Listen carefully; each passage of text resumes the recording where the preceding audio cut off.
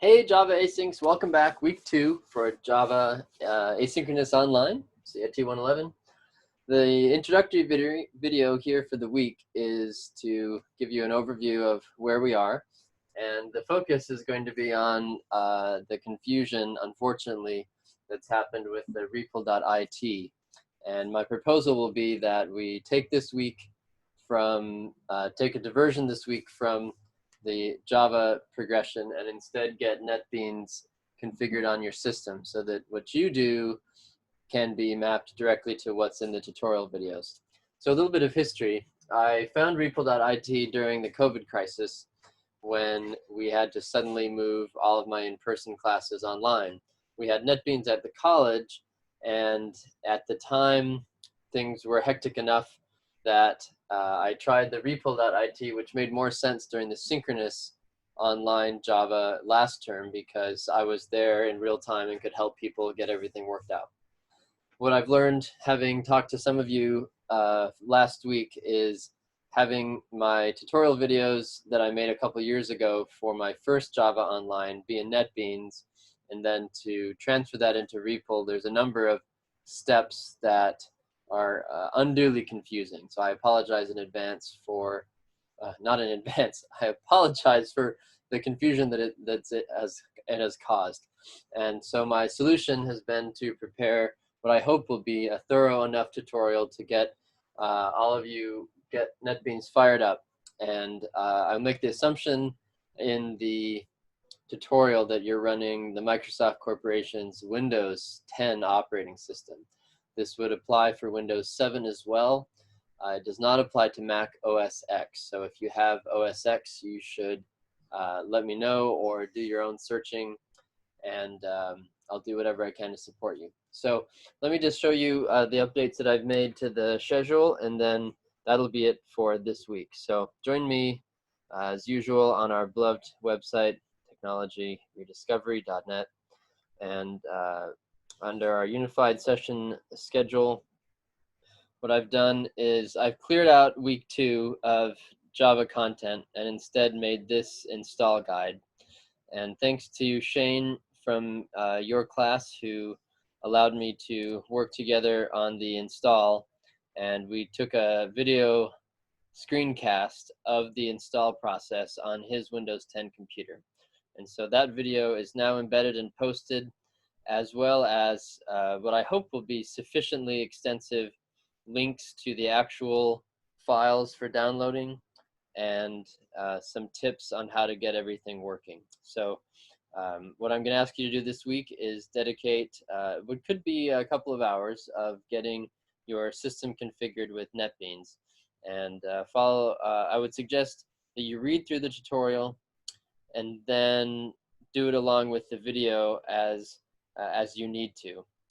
And the only work product for the week will be to open this OneDrive directory and upload a screenshot of your Netbeans working. So here's my Netbeans working.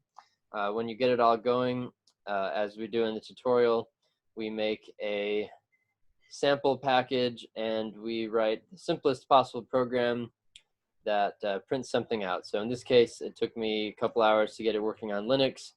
And so what I'll do is I'll just screenshot this and then save it and upload it to the OneDrive with your first name, your public identifier. And so I'm going to go ahead and save it here under download. So I'll just say Eric netbeans.ping, and then I'll come in here and say upload files, and then I will get a file browser somewhere. There it is, recent Eric Netbeans. So just upload your Java program working in Netbeans, and then that'll let me know that you're in a position to go on. If you're stuck, you could post a link in here saying, I'm stuck and I can't get it to work. What will be most important is if you are having serious install problems, so just call me on the phone over the next few days, and then we can set up a Zoom link and screen share, and I'll help you out with that. So without further ado, I just want to give you a sense for what Netbeans is and why the install process seems perhaps more burdensome than maybe you're familiar with, especially with handheld computers these days. It's my understanding that you can install stuff with a couple little taps. That's not the case with Netbeans because you're assembling a set of tools that has been built by thousands of coders over many years and assembled into a couple of distinct software programs. So as we remember, the Java process works like this. So you write a Java source file that is human friendly, and that's in a file with the extension .java. We pass that into the Java compiler, and the Java compiler then spits out what's called object code, which is not human friendly, but rather is ingestible by what's called the Java virtual machine. And that Java virtual machine then passes instructions to your operating system, which can give those instructions to your CPU to actually do the crunching of whatever processes you need to work on. So this process of creating a source code file and passing it to the virtual machine and running the program, that whole process is managed by Netbeans. So Netbeans is not Java itself. What Netbeans is a container that encompasses these steps here. So Netbeans is this, and it includes an extra little portion that's the editor that allows you to get feedback from the compiler or from the system before you compile it. Those little reg squigglies that you've seen me use on the tutorials, Netbeans does that for you. So the steps in the tutorial will ask you to download these two components. These two components come from the Oracle Corporation together, and they have to be installed first. So Oracle will give you the Java compiler and the JVM in something called the JDK, the Java Development Kit.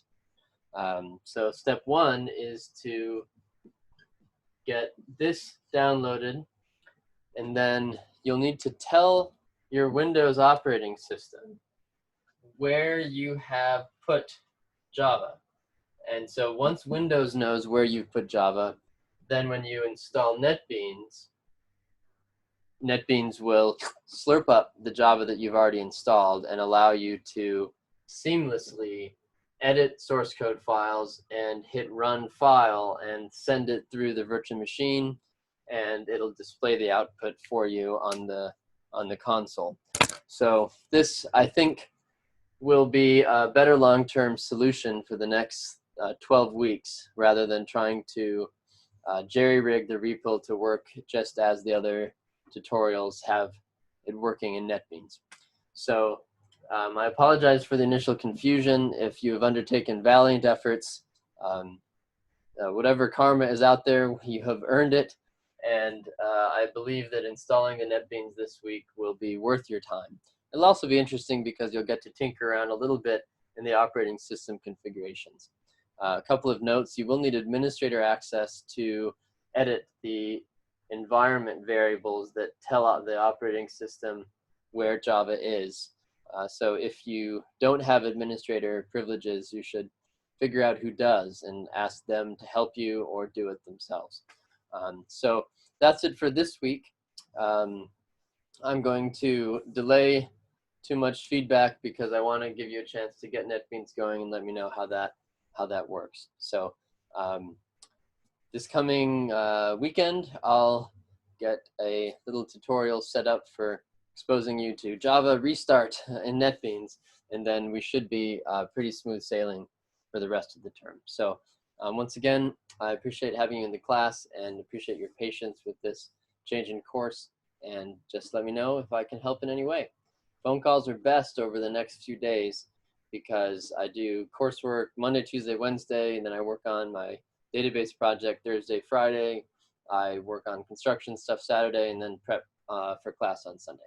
So that's it, and have a good week. Bye.